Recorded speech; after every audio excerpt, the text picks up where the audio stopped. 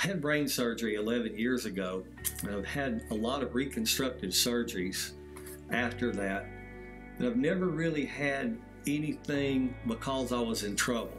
Nothing because my health was really bad. Toward the end of the summer, I started getting an irritated place where the incision was of the brain surgery, and it kind of concerned me, and I let it go for a while, and it finally got to the point where it worried me. So I went to the doctor, and he was obviously very worried. He put me on antibiotics.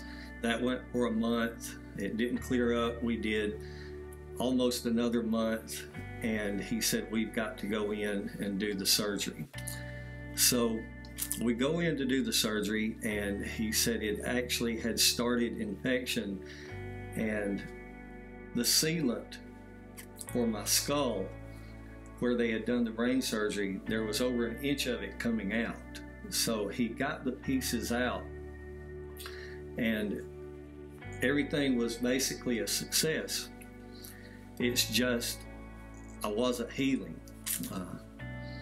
It just kept going, and I had a hole in the back of my head that drained every day.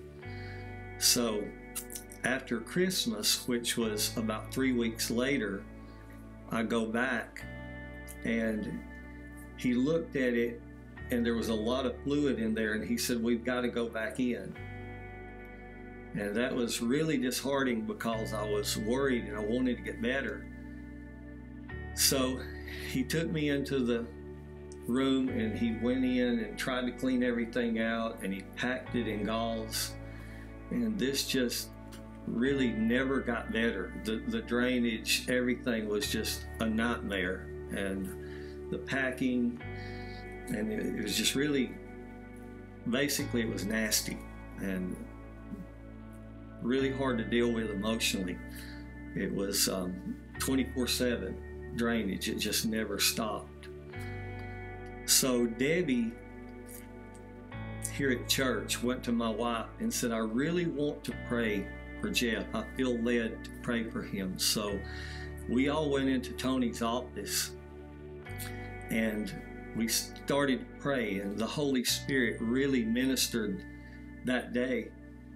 And I know that those people were led of God that prayed for me that day. Because when they laid hands on me, you could just feel the power of the Holy Spirit. And I knew I was touched that day. So Debbie had seen us a week later and said, I was expecting you to call me all week long and say that everything had closed up, but it hadn't. In fact, to be honest, it hadn't gotten any better at all. And it started to get really sore again. So I had a visit at the doctor, and I went back, and he looked down in there, and he got a scope with a light, and he looked, and he realized that I had a pretty big section of my skull that had no flesh on it, none whatsoever. And he said that was the reason that it wasn't growing back together and the hole had not closed up, is because there was no flesh, no blood flow for this to close up and grow over. So the next day he calls me at home and tells me that he's setting me up for a neurosurgeon at Emory to have a major surgery done, a pedicle flap of the skull. And that was definitely not the news I wanted to hear. That was on a Thursday that I got that news. So I was devastated. I knew this was a very major, very invasive surgery that was not 100% sure that it could work.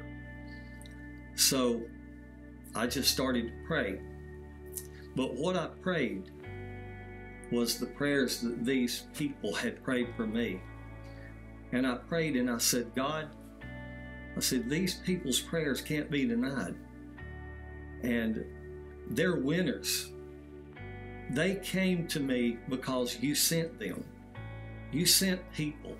We need people in our lives to help us sometimes. And You sent these people, and I know without a doubt you did. So as I prayed, I said, God, they can't be robbed of their blessing, this blessing that they laid hands on me and I was to be healed. And I prayed with everything in me. And then I started to pray for other people.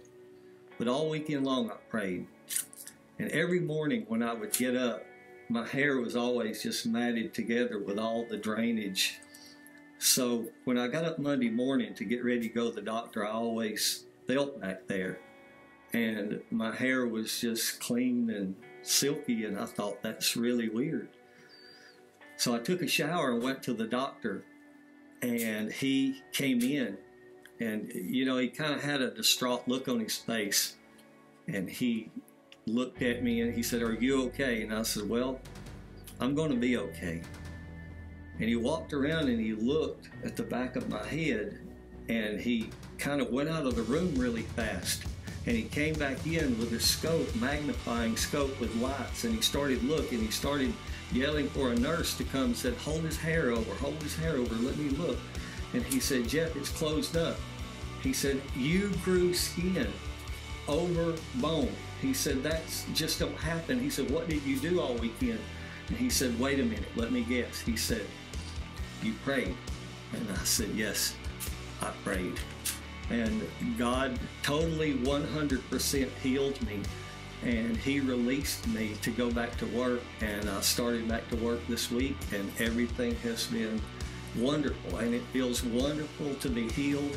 It feels wonderful to have God and to have people, godly people, that are willing to be there to pray for you. So sometimes when you get down so low, rely on others. Rely on those people that God sends for you to bless you, because you can be really blessed by others. I love everybody. God bless you.